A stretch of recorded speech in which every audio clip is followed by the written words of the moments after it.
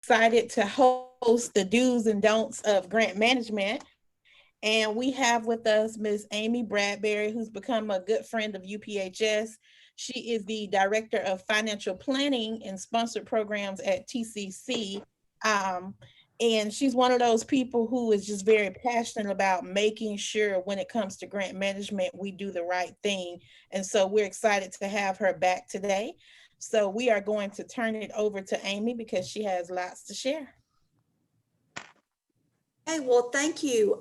So one key point is my training style is I don't mind being interrupted. I don't mind y'all saying, hey, I've got a question, or here's a specific example that I do. So as I'm walking through these things, um, feel free to raise your hand. LaShawn's watching the chat and everything. So feel free to ask questions, raise your hands as we go, because I want you to get out of this training what you came for. And while I've just got a handful of slides. You know, I have some things to communicate, but more importantly is what you need to hear. So let me get started kind of quickly with figure out how to work my computer. Hold on half a second. Okay, so the objectives. So what we're looking at are tools to effectively manage grants. Now, I'm not going to give you this high enlightenment within 1 hour, but I am going to give you tools to walk away with and additional things that you can look at. So one of the things, the devil's in the details. I'm going to give some specific examples that I have seen through my career. And they are very nitpicky, but they may not be universal examples. And again, so feel free to say, hey, here's what I do. And I'll, try to see if I can kind of customize it to what you're doing and what you need. So we're going to look at some regulations, and we're going to also look at 2 different types of logic models to help you kind of streamline from the start to finish what you do, because a big piece of grants management is communication. I'm going to hit on some key fiscal management components, some key programmatic management components, and then the common pitfalls. And I'm also going to give you a link to some additional trainings because, again, I'm not going to be able to give you all the information in 1 hour. And if I could give you all the information in 1 hour, you're not going to retain it. So I'm going to give you some additional trainings that I have found that are good, that are free, that are available. And I want y'all to follow up and kind of go through them and kind of go into more detail. So first, what is effective grant management? Communication are huge things, because what grant management is you have an idea, you write a proposal. Well, let me back up a second. A sponsor wants to fund something. They have an idea of what they want to fund. They write instructions for here's what we want to fund. Here's what we want to see. Here's the rules that we're going to govern by. And they think they do a great job communicating it. You get the information and you believe you understand it. You write a proposal based on what you feel you're going to do. You send it to them. They read it. They feel that they understand what you're trying to do and what you want to do. And anytime you have trouble with grant management, it's somewhere in that communication, something was said or an assumption was made that was misconstrued. So a good example that I have is I was asked one time to write a grant. This group that worked with persons with disabilities found a foundation that funded those specifically with brain-related disabilities. I did some research and found that what this foundation was funding were those that had brain-related disabilities due to brain injury. And that wasn't necessarily what the clientele that this group was serving. So again, the RFP, you really couldn't see it in the RFP. You really couldn't see it in the proposal that they were coming back in. But by doing further research, I found that there was that miscommunication occurring. So then there's data. You're presenting data showing your need. You're presenting data showing what you can achieve. And so that data needs to be crisp. The other piece is internal controls. Now, the concept of internal controls is it's anything that controls a risk. So there are risks, and we'll get into a little bit of that. Performance. Of course, you have to document your key performances. You have to, you generally will have performance measures you have to meet. You have to identify what are the key success indicators that the program is working. And again, it goes back to communication. It ends with communication on what your program did, how it achieved the end goals and met the sponsor's goals as well as your own. So M.A. Rozanoff was a American Russian chemist, and I kind of like this. Just simple quote, what rules do I have to observe? I don't know if this is a real quote, by the way, but I like it. And basically Thomas Edison was like, there's no rules around here, we're trying to accomplish something. Grant management generally is about following rules. And with public funding, there's more rules than you'll have with private funding. I do like private funding better because typically the rules are less. With private funding, the sponsor tends to be focused on what are you achieving? Whereas with public dollars, and that could be state, local, city, that could be federal, with public dollars, you have elected officials. So you elected someone, that elected official went and approved a budget and approved the funds to be expended a certain way. And if those funds, and whoever has access to those funds are subject, especially in Florida, we have a beautiful sunshine law. Anyone has a right to know how those funds were used. And then they can go to their elected official and complain about it or promote it. So with public dollars, there's a lot of rules, and rules are in place because someone abused a rule. So they tighten the rule down. So kind of keep those in mind as you're moving forward and as you get frustrated with grant rules. To me, one of the grant rules that I wish would go away is restriction of being able to purchase food for events, especially with federal dollars. We all know that if you're providing food in an event, you're going to nothing will increase your participation in an event by 2- and 3-fold as much as providing food. You can market, you can spend thousands of dollars marketing, you can spend a couple of $100s on food. However, there are rules in place that say you can't do that because people were routinely going out and instead of doing like hamburgers and hot dogs, they were doing, prime rib steak and, surf and turf. So there was abuse. So the rules are, you can't do it anymore. So keep that in mind. The rules aren't there to keep you from achieving something. The rules are there because someone abused the rule. So where are the rules? Regulations. So if it's a federal regulation, it's in what is commonly a CFR, Code of Federal Regulations, and that is the website for that. All of your grant rules for federal are in your Code of Federal Regulation number 2. So administrative requirements are specifically, and I'll get into a little bit more, your administrative requirements are specifically the second Code of Federal Regulation number 215. State regulations, you actually have rules and statutes. So the statutes are the law, and then the rules are the interpretation of that law, generally by one of the specific divisions of the state. So there's the website for your rules and your actual statutes. If you're receiving city money, you could have local regulations. Local regulations that also could influence is maybe you're doing construction, so you have to pull permits, and you have to adhere by those local regulations. You cannot ignore your organization's policies and procedures. That's a big one. So the key example that I've often seen are, well, I have a federal grant and the federal mileage reimbursement is, I think it's up to like 56.5 cents per mile, whereas the state is still at 42 or 45. So there's a big discrepancy there. If your organization's mileage reimbursement rate is 20 cents per mile, or if you don't allow a mileage reimbursement rate, it's not going to be allowable with the grant. You can't bend your own rules because the federal grant tells me I can.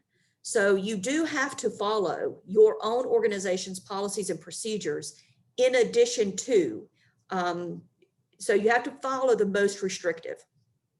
The application itself, their request for your proposal or the request for your application may also have rules embedded in it that you have to pay attention to. It may not be listed as a statute. It may not be listed as a Florida rule. It may not be a policy you have, but in the application, it may say you are required to have a volunteer. Therefore, you have to have a volunteer. So pay attention to those application rules. And in that same sense, when you get your award letter, you may see additional rules. A common one is, I put reimbursement there. A lot of times you don't necessarily see the information about how you're going to be funded until you get the award, and all of a sudden you realize it's reimbursement versus pay in advance, or whether or not an advance is even a possibility. So pay attention also to the award to see if there are additional rules. Any questions on rules, regulations at this point? Okay. So your federal regulations specifically, I mentioned two, CFR, Code of Federal Regulations, is specific for grants and agreements from the federal government. Now, this is a general umbrella. All grants and agreements operate in compliance with these Code of Federal Regulations. And then within each division or each request for a proposal, there's additional specific rules related to that specific program. But these rules govern every grant. CARES funding is out there right now. I'm going to speak a little bit to CARES because the college, we have 4 different grants that have CARES as a source of funding. What we are finding is that the CARES legislation was passed as an exception. It was passed to address immediate need, a pandemic, to give immediate aid to students.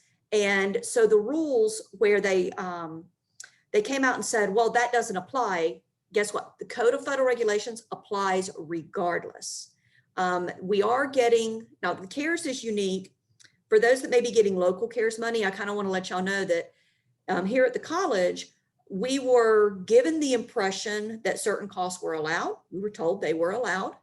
Then there's been, not only has there been clarification of the federal law that was passed, but there has also been legal challenges to the federal law that was passed. And so legal interpretations have changed. So some of the things that we were told were allowable are now not allowable. So those that may get local CARES funding, if down the road you happen to, this city or county says, oh, yeah, that's not allowable anymore. Don't think it's them changing the rules. The rules for CARES money are still kind of fluctuating because it was such a unique event. It's one of those things where, like I said, there's lots of legal challenges affecting some of the allowability of costs. So for those getting that, just, don't hesitate to ask the question and revisit the question. And also, take the time to read the legislation, read some of the legal things coming out relating to that, if you have time and need help sleeping. So administrative requirements. So Code of Federal Regulation 215, that is what administratively you have to do. So that's going to look at a lot of your internal controls. That's going to look at some of your procurement rules and who has to manage things, some of your policies and procedures that have to be in place. So that's your administrative requirements. And this is specific to federal. But again, if you can adhere to federal, you're doing pretty good. If you can go down that checklist and say, yes, we do this, yes, we do this, you're doing good. So administrative requirements talking about, if you're purchasing things with cash or you have a cash box, what cash procedures do you have in place? The cost principles specifically look at allowability of specific cost items. There is a slight difference between nonprofit, government, and higher ed. A few years ago, they streamlined this a little bit more. There used to be significant differences between what nonprofits could spend money on and what government could spend money on. They streamlined that a lot. And there's even some updates that have recently come out. So it's worth, maybe if you do receive federal money, look for some trainings on the uniform. It's called Uniform Grant Guidance. That's your 2 Code of Federal Regulations for grants and agreements. That may be a training worth investing in if you do have federal funds. So kind of going in. Amy, you said that was the uniform. You said that was. You broke up there. Can you repeat the question?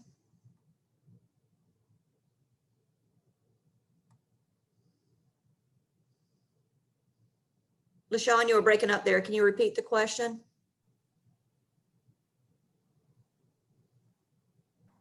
Yeah, I think she's got spotty internet in our office, so she'll come back and interrupt you again. Sorry about that. Not a problem. Okay, so going back into, I think her question may have been related to, I called it the Uniform Grant Guidance. So that's another common name for it. So if you look for trainings relating to Uniform Grant Guidance, or your Code of Federal Regulations for grants and agreements. So again, within the administrative guidance, there's things on on a couple of these: your financial system, your property management, your closeout procedures, your required reports, termination of awards, and these are all talking at the federal level, but definitely worth kind of paying attention to and reading, especially if you get federal awards. Now, give me half a second. I want to move something on my screen. Okay.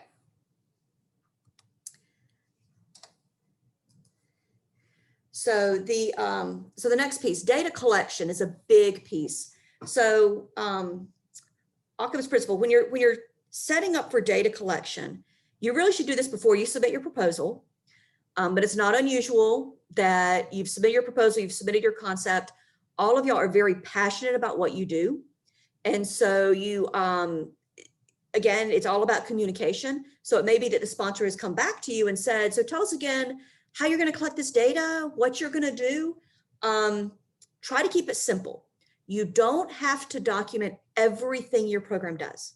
You're just documenting what are your key successes.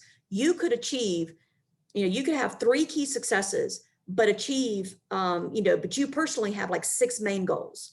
Well, state the 3. And then when at the end of the year, when you're doing an analysis, maybe you met 2 of the 3. And you could say, well, while we didn't meet this 3rd goal, here was why, and here's some other things we accomplished. If you have all 6 things listed out, you may have only achieved 3 out of 6, and you're now measured on all 6. So look at not necessarily everything, but what are the key successes, and keep it simple. That's one of the big things, is a lot of people try to get all their data very complicated. They get in the weeds, that devil's in the details again. They get in the weeds and they overcomplicate what they're trying to document they're achieving. So one of the logic models that I like the best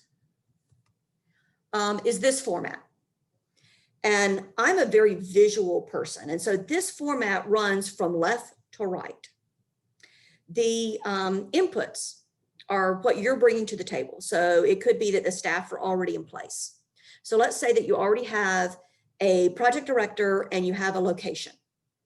And we'll do an imaginary project of you're looking at food insecurity and providing food during this time. So your inputs are, you have the location, you have the project director, and you have some basic resources. You have the system for already providing donations. So what are your activities? What are outputs? So outputs and outcomes. Outputs are generally your quantitative things. How many of this, how many times did you meet? How many people did you see? And outcomes are more of reducing those data points. So if we say that 30% of our population completed a survey and said that they had food insecurity, and I'm sure it's much higher than that number. So maybe the long-term outcome there is that there's a reduction to that. So activities. Activities can be, and again, keep it simple. The activity is not necessarily an after-school program. The activity could be as simple as we are going to develop. So we're going to develop our outreach. We're going to expand our outreach, develop our outreach. And so then the following product for that is a new marketing plan, or new brochures, new social media push initiatives. So it doesn't have to be, a lot of people will come in that activity, we're going to do these 5 things. And it's like, stop, break it out a little bit, because you're thinking of that big end goal and not necessarily all the little steps that communicate what you're doing. So the activity could be that, again, that you're scheduling, you're going to increase your marketing and your outreach. You're going to schedule more events. And so let's just go with those 2. And so the products, again, are your new pamphlets. You're going to have 3 additional events when you would normally only have 1. So now you're going to have 4 activities, and the products of those are going to could be additional MOUs at sites where you're going to distribute the food, or could be an increase in donations, or it could be, receipts and evidence of purchases, because since you're giving more food out, you may actually have to go out of pocket and buy some food in order to provide that. So those are your outputs. It's always numerical, almost always numerical.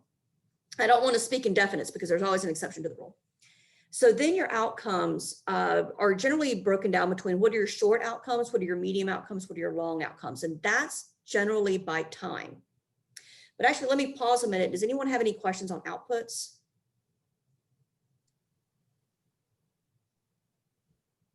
Okay, y'all are a quiet group. Outcomes, short term, think of what you're doing within the week, within the month. And then the medium, again, short, medium, long are all generally within your grant funded period. So if your grant funded period is only a year, you know, you don't necessarily want to put out there, I mean, whoever's funding you wants to see that you're not just doing this within your funding year period, but that there's an ongoing effort. So you may want to do the long a little outside of the grant period, but you're really looking at, again, the logic model is what's occurring within the grant period. That's your focus. So the short is what happens immediately. So immediately short is you were able, so maybe the outcome is you were able to distribute X number of pounds of food to additional individuals. And then your medium outcome would be possibly a survey. You followed up with them maybe a month later and their food insecurity continued, or the event was or was not helpful. And then your long-term outcome ultimately is if your need statement, if what you said is 30% of the community has food insecurity, then your long-term outcome is going to be to reduce that status. In this design that I have, that I like, there's a place to note external factors and assumptions. So there's always external factors and there's always things you're making assumptions. One thing you may assume is that your staff's not going to turn over, that whoever's there to direct it's going to stay there. External factors can always be the federal funding continuation, state funding continuation, pandemic occurring. That's a good external factor these days. So those are so things. Now, this logic model is actually very similar to, this is a logic model required by the city for their funding. This one doesn't necessarily go from left to right. It actually, so it has the program inputs, it has the activities, and it has the outputs. And again, it's looking at the number provided. But then when it comes to the outcomes, it actually now drops from top to bottom. But the thing I like, instead of being continue to be linear, again, I'm a visual person. I like the linear, I like the left to right. But this one goes down. And the one thing I do like about this is it makes you develop your outcome a little bit better. So whether your outcome is a short-term outcome, an intermediate outcome, or a long-term outcome, it makes you say, okay, what is the measurable indicator? So our example was food shortage and providing more food. So the positive indicator that demonstrates the program's benefits to clients. Okay, so it could be that short-term outcome is that because of the marketing effort, you had 10% more people show up. So, you know, because the whole point is we're trying to get more food out. So a measurable, so the positive indicator is more people are showing up. And then the data source, well, how do we know that? Okay, well, that's because we're keeping a log and we know who have shown up in the past. So what is that data source? What's the type of data? And again, this is all about communicating what you're doing to the sponsor and not just, it helps minimize the assumptions between what you say you're doing and what they think you're doing. So what is that data source? And then that data collection method, is it just, and it's just employees keeping track? Well, so I'm someone who's funding this project. Let's say instead of being in the role where I'm doing the project, let's say I'm funding the project and I see that they're going to have, they're just using the little, you know, their own employee at the event saying, yes, this is how many people showed up. Well, as someone who's putting my money in or public money in, is there opportunity for those records to be inaccurate? And the answer is yes, because the person who's doing the event is going to want to show higher numbers. So it could be that I go back to them and say, okay, your data collection method, Can you maybe have people initial as they pick up food? Or can you maybe have a third-party volunteer, one of your partner agencies come and do the count for you? Again, that level of internal control to minimize the risk that the funds are being used correctly. So this is where, again, communicate out. So I do like this, even though it's not perfectly linear left to right all the way across, it does make you think through your indicators, your data source, and the data collection method, so that you don't get to the end of the grant and your sponsor be like, well, we don't think that data is accurate, so we're not going to count it. You have everything laid out, but you do have to think through your entire process from start to finish, but don't make it more complicated than it needs to be. Keep it simple. So the logic model and the logic model concept and the concept of outcomes and outputs is something, it's a key point for a lot of grantees and a big piece of grant management communication. So I do want to take a minute and again ask, does anyone have questions? Does anyone want to give an example that we can walk through? I do have a question. Yes. So I'm actually preparing my nonprofit. We're still fairly new, and we're now preparing our budget for 2021. And I know that I have to space all of this out and do it all quarterly. So as far as the logic model goes, we have several programs and events that we plan out throughout the year. Is Okay. this thing, I'm still trying to figure out how we go about requesting funding, if we do it by the month or if we do it by like for the full year.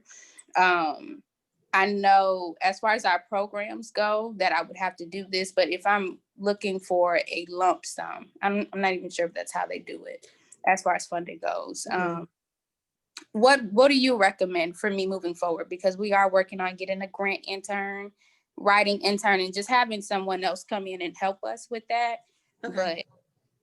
So the reporting requirement generally goes based on the sponsor's capacity. So if you're requesting money from the city, the city may be like, you know what, we're not going to do this monthly, we're only going to do it quarterly. Well, as a small organization, especially a new organization, you need to only be aware of that for the purposes of planning your own cash flow, because it's probably going to be a reimbursement process. If they require monthly reporting, sounds a little arduous, but at the same time, it means you're putting in that request for funding monthly, and you're going to have more of a cash flow coming back to you. So state your preference. It could be that, well, we prefer to do it monthly, but a lot of times they may say, no, we only accept quarterly invoices. At the college, we're fine if it's quarterly invoices, monthly invoices, annual invoices. You know, we have much higher capacity to handle whichever format, but you can voice your preference. But just keep in mind, you're going to have to think of cash flow and things like that. And if you're drawing funds monthly, then you're going to have to think of how you're reporting your successes monthly, how you're reporting your successes more frequently. And typically your activities and outputs are your monthly, weekly kind of activities, and your outcomes are more, like you said, you have a couple of events a year. So short-term outcome about what that specific event did may only be reported in the second quarter or the third quarter. And the first quarter, your activities are such as ordering materials, identifying a key partner to assist you with raising funds. You know, that's an activity. Trying to find that grant writer, that is an activity. And so your output could be, of course, you brought on these key partners. You have MOUs assigned with these 3 partners to help achieve this activity that's occurring in the third or fourth quarter. So did talking that out kind of help? Yeah, we just have to find that grant and then abide by their rules. But I love I took a screenshot of the logic model because that helps me with planning, with planning and budgeting for the upcoming years. Yes, and you can take that logic model and assign budget amounts to it. And we're starting to see more of that, as particularly in state and federal reporting, is for this activity, what is that percentage of the budget? Right. Activity, what is that percentage of the budget? So we're having to So there's one that we manage that it's an annual event. We get funding for an annual event that is done, and the costs are primarily personnel to coordinate that event, personnel and professional services to coordinate and put on that event. And so, but the activities are related to marketing and outreach and online registration through the website, things like that. And so we have to break down personnel. And I'm going to go a little bit to like this gets into kind of the next phase of devils in the details. So the personnel, we have to break down how much of their time is related to marketing versus outreach for the professional services versus putting on the event. And auditors will want to see the correlation with their job description and their percentage of effort. And all that lines up to that's percentage of their salary and things like that. So it's, again, it can seem overwhelming, but try not to overthink it. Like I said, you can have 5 or 6 things you want to achieve, but you only want to be measured on maybe 2 or 3 of those and really focus on stepping out those 2 or 3. And then if you fall short one, you have all these other things you did too. So you don't have to put everything, every step on every logic model. You can choose your key priorities to assess and measure your grant by. Thank you.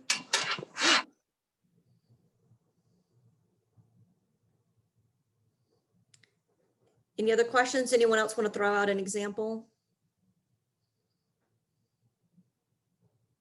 Okay. The big thing is not to overthink it. And these are just 2 visuals. You can go online and look at and Google for other logic models. Again, it's just a way to break down the communication so that there's no misunderstanding or miscommunication on what you're going to do or achieve. That's the whole purpose of it. So find that logic model format that you like that helps you think through everything and think through the steps you need in order to adequately communicate. That's the big purpose of logic models. And there's no one that's right. Just about every funder has their own logic model that they prefer, they like to use. And so it's just a communication back and forth working with them. So I'm done with the logic models, but I'm happy to go back to it if anybody thinks of a question. So program management activities and concepts. So I'm sorry, fiscal management activities and concepts. So I'm going to go through just kind of some key things and kind of just walk through some examples. So performance period. You cannot have costs outside the performance period. That sounds simple and easy enough. However, you also have to look at your costs and the way they are tracked within the performance period. You have to pay very close attention to this because a lot of times the performance period is not started until the contract is executed or the award is provided. It's not necessarily the date that they advertise it's going to start. So a lot of times, a lot of our grants start either July 1st with the state fiscal year or October 1st with the federal fiscal year. But like we just got some federal contracts that were executed October 27th. So that's the start date for those is October 27th. It's not October 1st, even though that's everything that was advertised, everything that was put in and everything that was planned out. It's not until it was awarded and contracted on October 27th. So pay attention to those because anything we did prior can't count toward that grant. But you also have, like I was saying, you have to look at the performance within that. If you get to the last couple of months of your program and you have money and you go and you buy, let's say, a lot of instructional materials, that doesn't benefit the entire performance period. You're just stocking up and spending money, and those costs can be questioned. If your budget is to buy instructional materials for an after-school program, that's a simple example, you should be buying those in the first 2 or 3 months of your program, not in the last 2 or 3 months. So with performance periods, it's planning and scheduling out your purchases and your financial management, not just when's the start, now you have to pay when's the start, when's the end date, but also when should those costs be occurring within that performance period. When you get into cash and financial management, this is how you handle the funds, how you have proof of payment. And how are you managing it? Are you keeping it on a spreadsheet, or do you have something like QuickBooks, or do you have something more advanced than QuickBooks. If you have cash, do you have policies? Who's allowed access to the cash? How much cash do you retain? Does it stay in a locked box? Is it secure? So that gets into your internal controls and monitor and managing risk. If you're able to do an advance and you draw down funds, and so you have cash in your bank account, and then what is the risk someone's going to steal those funds? So that's your cash management. And also looking at proof of payment. Some cases, they may require a bank statement to show that the transaction cleared your bank account. In some cases, they just need to see, a canceled check, similar to a bank statement. And in some cases, they're fine just looking at the printout from your accounting system, saying that it was paid. Even at the college level, we have a couple of grants that require a bank statement. We have a couple of grants that require the canceled check, which we don't get regularly from our bank, so we have to go and request it for this particular grant. And we have some that accept the transaction number within our accounting system. So it's they're not necessarily picking on you because you're a small organization. They require that of colleges too. So just so y'all know that. Reporting requirements. Make sure first and foremost your reports are accurate and that they're on time. Because that's another risk. If the person who gave you money is not getting information back from you on time, they start to get concerned. And when they start to get concerned, it's human nature that you don't assume the best. You always kind of assume the worst case. So make sure you give timely reports, make sure they're accurate reports. Even if they're not, maybe you're not performing as much as you would like, that you feel you're behind schedule, that's okay. Again, it's a communication effort. You're talking back and forth, making sure, and if it is a very strict funder that's like, no, if you don't meet it, you have to pay us back. Those are difficult grants. It doesn't mean you're doing anything wrong. It just means it's a difficult grant to manage and it may not be the right funding source for you. But be accurate and stay on time with your reports. That's very important to do. It's easy to let those report deadlines slip by you. So put all sorts of reminders and have more than one person engaged in making sure those reports are on time. Record keeping. So first question is, what records do you have to keep?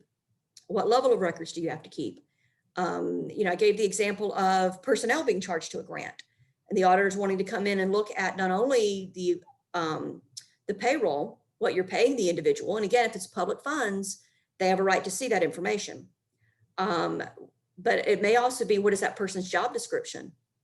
So what records do you have to keep? What records show your performance? And then the retention of records. That's a big one. A lot of people think it's 3 years, but often if you read the fine print, it is 3 years after your audit. Well, here at the college, we're audited by the state. So our fiscal year ends June 30. So we have auditors here and they're looking at everything now. We will get our audit report in February of 2021. So let's say we have a grant that ended June 30. Well, we're still wrapping up some payables, paying some invoices, things like that into month of July. So July won't be audited until next year. And that report won't be out till February 2022. So we have to retain the records on the grant that ended June 30 on 2020 until 2025. So read the fine print on records retention. We typically say we retain records 5 years, just allowing for that 5 to 7 years, and flag those that make you keep them longer. We have had grants. We have one grant through the EDA, and we have to report on jobs for 9 years after that grant ends. And then we have to retain those records for 5 years after that. So that's definitely going to be one that we flag as a long-term, keep those records. The other thing to kind of remember is that grants are plans. If you have good communication and you have a good sponsor and a good partnership, that's a collaborative partnership and not just contractual, but is a collaborative, amendments are generally a good thing. It means that you're adapting to what's really happening to achieve your goals. Things can change. Amendments are generally not a negative. So just keep that communication open. A great example of where, again, budgets and grants or plans is you can budget, $40,000 for a position, you do some interviews and someone says, well, I'll take 41 for it or 42 for it. You may have someone come and say, I'll take 35 for it. Love those. But you need to know what your sponsor's rules are regarding, can you go ahead and negotiate and allow for that 41 or 42,000 to higher pay from what you budgeted? Or do you have to submit a formal amendment, or is it just simply an email? Is it just keeping them in touch? And that depends on the type of contract that you have with them and what their rules are. So so record keeping, amendments, reporting requirements, all of this is communication. Any questions on the fiscal side of grant management? I have a really quick question. Yes. You said under cash and financial management, Mhm. you mentioned something about internal. I didn't catch the back end. Was it internal controls? Yes. So I said Okay. before, and I've got a slide specific and an additional training to go for y'all to go out regarding internal controls. But the internal control is a very broad term. Mm-hmm. Internal controls basically is how do you manage risk? Well, there's risk at every step. So policies and procedures help with internal control. You have desktop procedures, how you do your job helps you minimize the risk of doing something wrong. Right. So cash management, policies, procedures, these are all key pieces of how do you minimize your risk? How do you minimize your risk that reports are accurate? The example I gave prior is your own employee who has, the project director who has direct responsibility for making sure the project succeeds. Are they the ones that they're just keeping their own record of who's there? Or do you have some other way of verifying that their information is correct? An example is, I forget which bank it was, but they had an incentive for for account recruiters to go and open new bank accounts with individuals. So they had some pretty steep incentives. And what they found is they actually incentivized their employees to create fraudulent accounts. It was years ago that story broke. The bank has since changed, but sometimes, what is your incentive? So that's my office light. We all have motion sensors here at the college. So excuse me a second, I have to move. Okay. So that's where, again, how do you monitor your risk? Are your incentives too high? What is their direct interest? Do they have a conflict of interest? Little things like that all fall under the general umbrella, the broad umbrella of internal controls. Is that a quick follow-up? The uniform grant guidance, is that where they'll cover internal controls, or is this a different training? So uniform grant guidance, again, is the federal rules written for that. So any training you see goes into your federal rules. Your Code of Federal Regulation, the number 215, which is on your administrative requirements, that really speaks to your internal controls. What are the minimum administrative requirements? Kind of speaks. You're not going to see internal control, here's what you have to do. It's going to be for payroll, you have to have this. For cash management, make sure you have this. And they're not going to necessarily say the word. Now, you can find trainings on internal controls. And one of the follow-ups I have that I'm recommending talks in general internal control. Again, that's a very broad term for managing risk. Okay, thank you. You're welcome. Just gonna add that on Tuesday, we are doing the Mark Payne, who is the managing partner of James Moore and Company, is doing the big fiscal management piece. So we were strategic in having Amy, and then he's going to follow up about the fiscal management stuff. So hopefully you'll join us for that, Shaquela. Okay, thank you. Okay, so I'm going to go to the next slide. So here's where we're talking about kind of your program management activities and concepts. So you're going to see a lot of the same terms, because not only is there a financial role to it, there's also a programmatic role to it. So performance period, again, pay attention to the dates. Keep in mind your sequence of events that need to occur. If you're supposed to evaluate something, I mean, it makes common sense. If you're supposed to evaluate something, you don't evaluate it. Well, evaluation process, if you get a big evaluator, they're going to tell you the evaluation is the entire process. Your final report, your summative evaluation is not going to occur at the beginning, it's going to occur at the end. So keep in mind that performance period of what should be achieved when. Record keeping. So not just your financial, but programmatic record keeping. What are, how many people did you serve? What if you did a marketing plan, that was the example we used, did a marketing plan, created brochures, all of those are programmatic documentation of what you did, that you actually did it.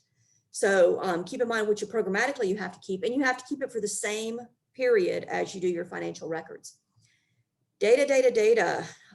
Data is a big way to show your success. You need to keep your information relating to your data. That can include timelines, that can include, if you're doing an after school program and student academic performance is a big deal, could be copies of report cards.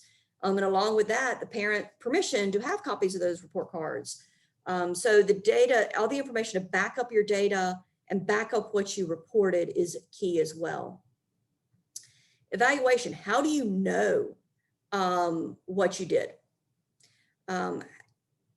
So a couple of things, it's not just evaluation of the total project, but it could be an evaluation of a specific event.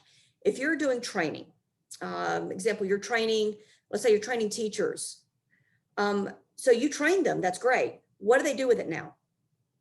Is your whole grant just based on the fact that you trained them?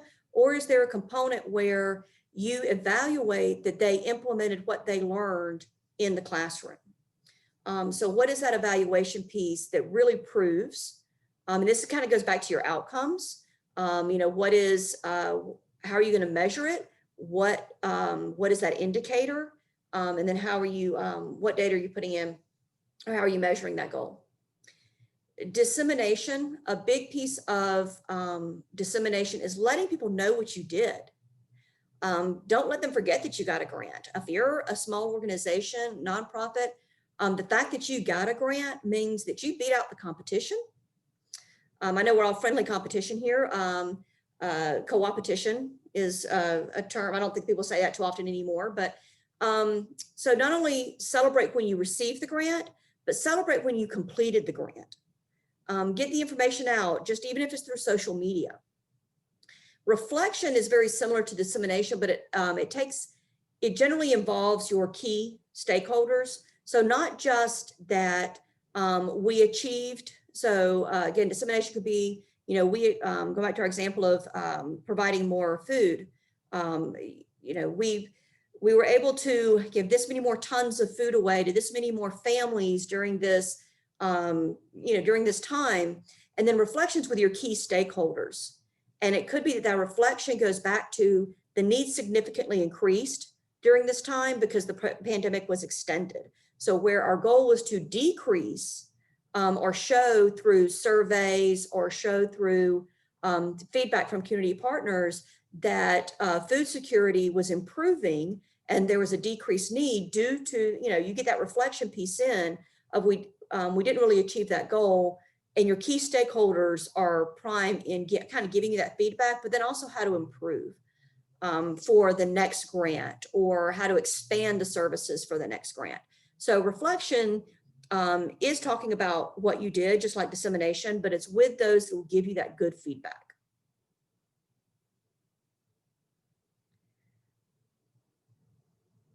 So any questions? As y'all can see, this is pretty high level, but that's because we only have an hour. So I want to talk a little bit about some common pitfalls. Financial management, that's a big one. So not maintaining good records, maintaining records on a spreadsheet, an Excel spreadsheet that may be easily corrupted, that heaven forbid you didn't save the right copy or email the right version. We all done that. So financial management is a big piece. Procurement. That goes back to how you're spending the dollars. If you're giving funding to your friends, family, somebody's cousin, or somebody that you, the same company over and over and over again, with private dollars, that might be okay. With public dollars, the rule of thumb with public dollars is everybody's a taxpayer.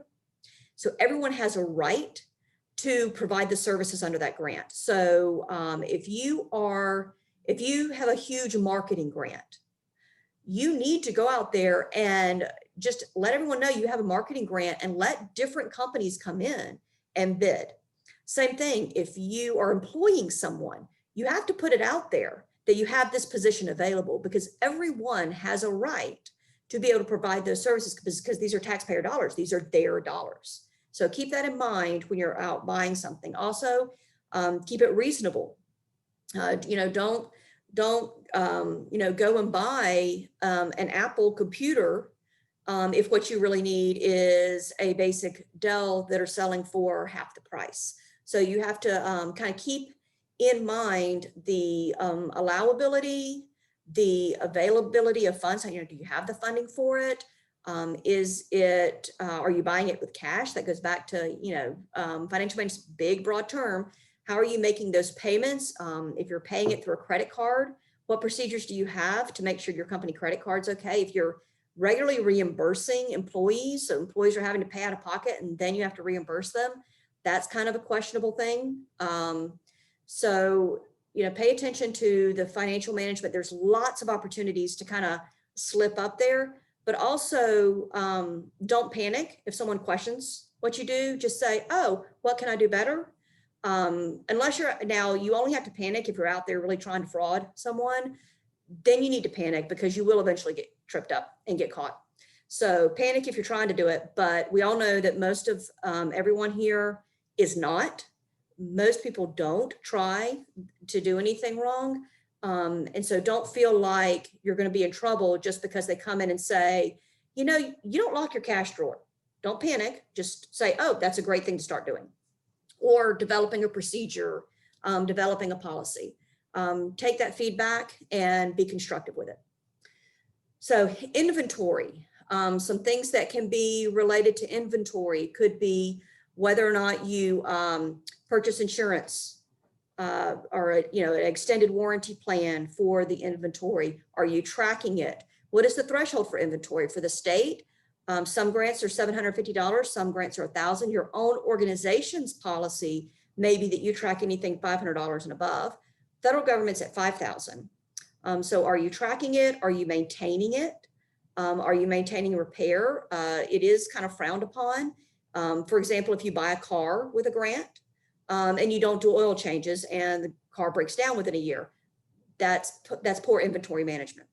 So you have to budget those maintenance and things like that. Personnel, I've given a couple of examples of making sure that that your position descriptions are what they do, that they know they're working on a grant. You have a lot of time and effort report rules. Basically, are they doing what they say you're doing? Travel is a big one, and travel's a big one because rules can vary on that. Every organization tends to have different rules on that versus the state. Pay attention if state rules are required. And then abuse of travel. So making sure it's cost effective. They may not want to stay overnight, so they're going to go there and back. And because of that, they have to fly versus it's cheaper. In some cases, it would be cheaper to rent a car, stay at a hotel, come back versus flying. You got to look at those comparative costs and travel in the most effective manner, especially if it's public dollars, because again, it can be questioned and it's public information as to how that's done. Data collection. I talked about the conflict of interest where the person, the director's, purpose was to show positive and high gains, and they're over there just, your method of collection was just a little ticker tape. So they're, clicking away or, marking away. And the truth is that's not necessarily how many people are there. So make sure that there's that there's accuracy in your data collection. Again, that broad term internal controls, which manages your risk. You have more than one, whoever takes the money in is not necessarily the person who deposits it. Again, that separation of duties is part of internal controls and helps minimize risk. And then lack of communication. That's big. Late reports is a type of communication. It's not necessarily a bad thing to check in periodically and just say, you know, we had a great parent meeting. We had a great partner meeting, and let me turn my light back on. There we go. So those, you know, communicating with your sponsor allows, for one, for them to give you a lot of feedback, to let you know where you may need to tighten up your internal controls, where you may be able to create, maybe improve how you measure your outcomes, maybe, you know, that back and forth communication. We're all here to achieve the same goal, which is whatever the funding purpose is. So, you know, if someone like the Department of Education gives out money for education purposes, they want to see those education initiatives succeed. They're not trying to fight you or create all these rules to make you fail. The rules are in place because someone's abused the system. So we're coming up really quick on an hour. So Department of Education has an online training. I'm going to come back to this slide, but I wanted to real quick show you the website. So this is it. So there's a 45-minute course on cash management, a 45-minute course on discretionary grants. Indirect cost is a 1-hour course. Have fun with that. Indirect cost, you really only need to attend. Most places only, you know, most grants only allow like 5% or 10%. You just take that rate and go with it. But if you want to learn more, there's an hour. There's a whole hour on internal controls and procurement. I mean, I hit some really high level stuff. I went through it really, really quick. Property management, that's your inventory management for an hour. Travel is a 1-hour course. Allowable costs and activities is a 1-hour course. But these are all free. And U.S. Department of Education provides that. And so that website, again, let me go back to there. And so this is, to me, this is the best free online training that I have come across. It's probably not the only one, but some key ones to pay attention to are listed there. And I am sorry, I've only allowed a couple of minutes, but I will hang on as long as questions are being asked and as long as LaShawn and Amber allow me to. Well, thank you very much, Amy. I got some notes over here that I wrote down, resources for people and that sort of thing. But as Amy said, it was very high level, and as we're in the middle of grant season right now for a lot of you all, and a lot of you all planning to write in the spring, we wanted to make sure that this was a training that was very beneficial. And as you could tell, Amy's very passionate and knowledgeable about this. She probably didn't even need the slides. But do we have any questions or anything? We are going to upload this to our YouTube channel. So, you know, you will be able to pull down the presentation from there as well. And it's a bunch of "you're amazing" Amy's in the going off in the chat right now. Thank you. Thank you. So here's my email address. You know, TCC, we're all about the community. So don't hesitate to kind of ask me a quick question. I'm happy to help. Prior to be the director of sponsor programs here at TCC, I wrote with the school district. I was their grant writer for a few years. I worked with a lot of different community partners, but prior to that, I worked with, oh gosh, it's been long enough. I'm getting old, I'm slipping. Like Governor Christ, he had a whole nonprofit capacity management, and Governor Bush had your mentoring initiatives and things like that. So I worked with a lot of nonprofits and saw a lot of amazing things that nonprofits do with very little money, very little support, very little funding. And so I definitely have a passion for making sure y'all maximize the resources you have, because I know the incredible things that can be done with it. So, Amy put her contact information there. It looks like it may be a Y missing off of her contact information. There is not. It's That's actually intentional. Brad Berry. Okay.